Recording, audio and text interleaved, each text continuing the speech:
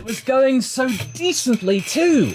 But that opening ceremony might have given Carlos Sainz the world of pain. It's becoming quite clear that Las Vegas is going to have the beady eye of many F1 fans on it, very close, very keen to find fault with the entire event. Now FP2 has gone by relatively smoothly, and many of the pundits are actually saying, you know what, the track itself is not all that bad. But the condition of the track itself for FP1 wasn't so good. We didn't really get that much time in FP1 before it was called off, red flags after just 8 minutes of action. Now I overslept, and I was really annoyed that I'd missed FP1 because I wanted to get a good first impression of it. But I needn't have worried because I found out it'd been red flagged and it had been cancelled. But then I wasn't so pleased as to why it had happened, because it was down to those pesky manhole covers again. That little bump didn't just wreck the floor as to be expected, it wrecked way more than that. It wrecked the internal combustion engine, it completely destroyed the battery, many other power unit components were subject to destruction as well. It practically destroyed the car. It was a miracle that they could even get it back and repair it for FP2. Good on the Ferrari mechanics to get their act together and replace everything in a timely fashion, so that means Carlos Sainz could be second in free practice too, and Charles Leclerc topping it. But this is something that I find really, really concerning, that this might have been something that could have been flagged up, but wasn't in light of the opening ceremony.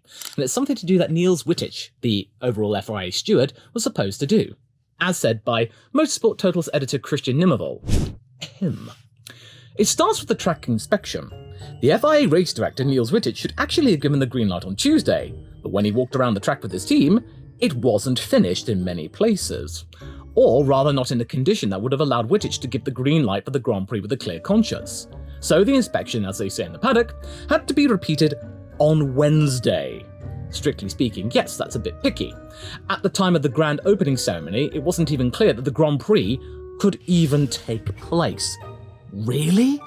Really? So when you had Kylie Minogue and Journey on those boxes, the Grand Prix might have been cancelled or delayed because of those manhole covers? Now, okay, this isn't a Vegas exclusive thing. Yes, you're absolutely right. Sepang has had to deal with drain covers coming up and damaging cars. Baku in 2019. Williams felt a world of pain, and they were already dealing with a lot of pain concerning their car being absolutely terrible, as well as looking dreadful. It wasn't a good year for them. And then when they were bringing the car back to the pits, the gantry of the recovery vehicle hits a bridge and the clunk. Oh goodness, oh dear. So, okay, you would be thinking that, okay, Carlos Sainz, they were able to get it out, okay.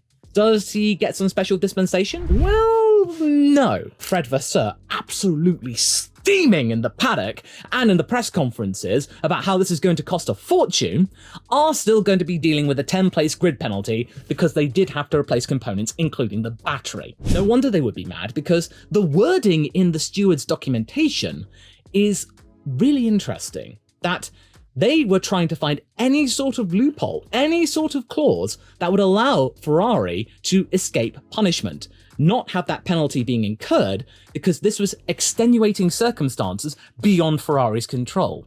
This is not something that had anything to do with a component failure on its own. There might have been yellow flags going around, but nobody was quite sure what it was until it was too late. Esteban Ocon also had damage from an errant drain cover. But yeah, the annoying part is that Carlos Sainz still has to deal with that 10-place grid penalty. Ferrari's also got a really hefty repair bill, and the FIA doesn't really seem to care. They're just going, nah, sorry, we make the rules and you replace the component parts and therefore you have to take the penalty. But the stewards were sort of going away from the FIA standards. According to the commentary when I was hearing it, they were umming and ahhing about this for hours, about whether or not to give Carlos the penalty or not. They were looking through the rulebook for any sort of thing that could get Ferrari off of it, but they couldn't find it. But they also said that if they could have, they would have. Ferrari, this is not the end of this. They are steaming. They are livid. I was talking about this with many creators, and we were discussing about this, and the point came up that maybe Ferrari should take this to the Court of Appeal and maybe try and get this overturned. They're going to be fighting this tooth and nail until the Grand Prix starts on Sunday to try and get this overturned or deferred. This is a really hefty blow. I predicted that Carlos would have a problem, and that's why he would have been fourth for me. But I didn't expect it to be that. I thought it would have been a bad pit stop call or something like that. Not a drain cover completely eviscerating his engine. that looked really hardcore. The sparks that were emitted, the clunk.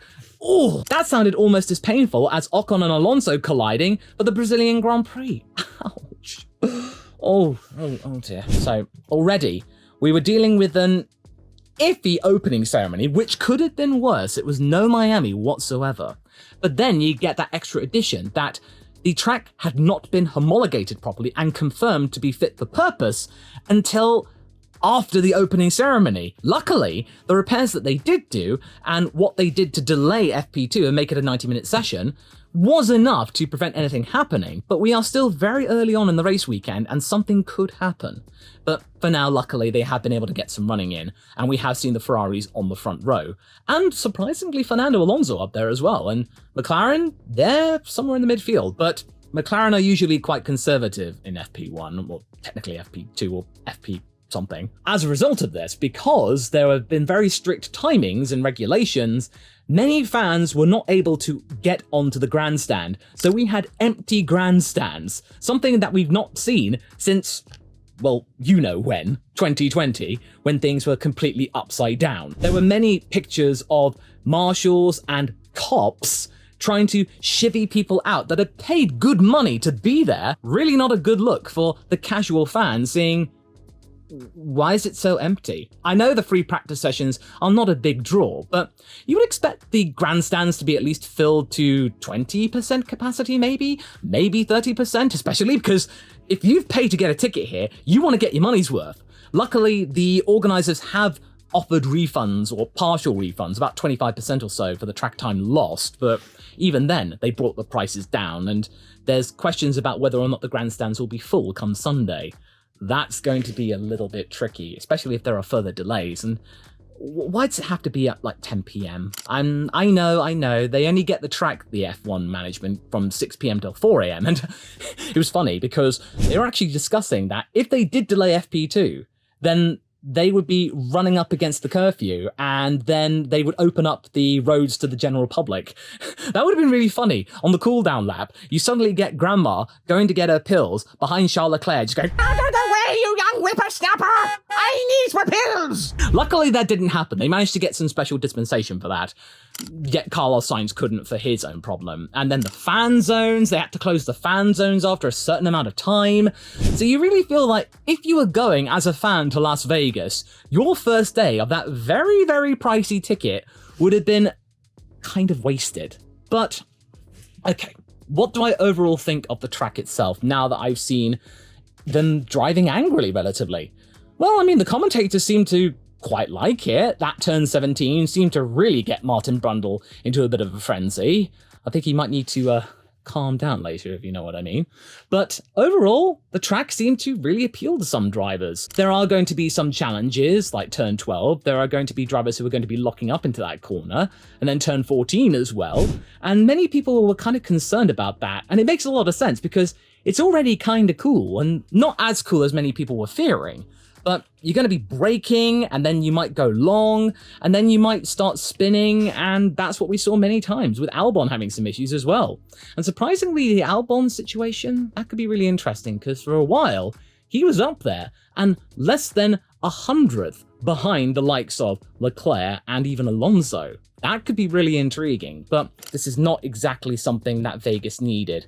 And many people will also say that, well, Sepang and Baku, they didn't get much controversy. Well, they did at the time, but there was not nearly as much hype regarding Baku and Sepang that there is for Las Vegas. This is the first Las Vegas Grand Prix we've had in 40 years, and it's trying to do its best to eschew any concerns that, oh, don't worry, everything will go absolutely fine.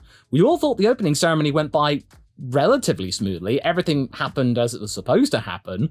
But then when you find out that the FIA were not sure whether this could go ahead or not when they opened the ceremony, which I would also liken to the Olympic Games, because the Olympic game opening ceremonies, they tend to be just mostly dancing and acrobatics and pyrotechnics, and then, oh yeah, we got athletes, and have a look at those. But this is exactly what people do not need, because the people that go to the circuit, the fans, and they're denied entry, or they have to go home earlier than intended because of circumstances beyond their control. It's a good thing they got some refunds, but I think F1 are going to hopefully sweep this under the carpet and provide us some good action come Saturday. I'm really not sure about whether or not this could be forgotten about, because people have been really quick to judge this circuit, and it is a little bit unfair, but the lead up to it is just something that really could not get me excited. You've got a lump in your throat thinking, oh, something bad's about to happen, and then immediately 8 minutes in, boom, something happens to Carlos. I've got my little bit tinfoil hat on, that the FIA is sort of punishing the teams because of the whole Andretti situation and them being stubborn. They're just going, well, we're just following rules. We're just following rules. We cannot show mercy. Otherwise, it opens up a whole can of worms. If this happens again in another place, other teams might do the same. So we're just following the rules to the letter. Maybe you should do the same, Formula One. And we are starting to see that a little bit, because Toto Wolff, one of the big resistors of any brand new team, has now gone on record saying that it's not up to me. It's not up to the teams who enters. It's just something that we've decided that we don't like it. But in the end, it's up to the FIA and Formula One management. The teams really don't have much say, which is really, really odd. I'm just glad that they were able to get some sort of free practice in, because if they hadn't, and then we'd have been going into FP3 and then immediately qualifying, it would have felt almost like a sprint weekend. And that would have not been good at a track which is going to be one of the coldest on the season calendar. Ferrari are now under a cloud because this was going to be one of their best or strongest weekends.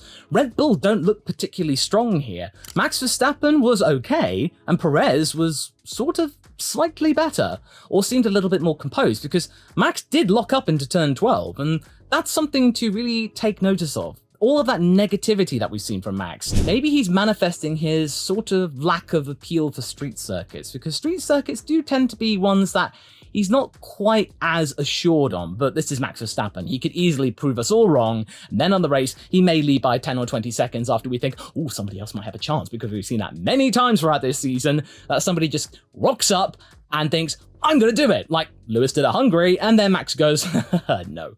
But I just really feel bad for Ferrari right now. They were thinking that this could be ours, and now they've got one car down 10 places, and it's up to Charles Leclerc fending off the likes of now Checo perhaps, and Max Verstappen. 2 Red Bulls will be definitely up in the top 5, and Charles is going to be on his own. I tell you, I would not like to be anyone who's working with Fred Vasseur right now, because he was absolutely done, wasn't he? But if you're coming into this and thinking, well, why are you being so negative about the Las Vegas Grand Prix? I can easily tell you, because if you watch this video next, this will clue you up as to all of the things that have got me a little bit worried about whether or not this will go ahead quite as smoothly.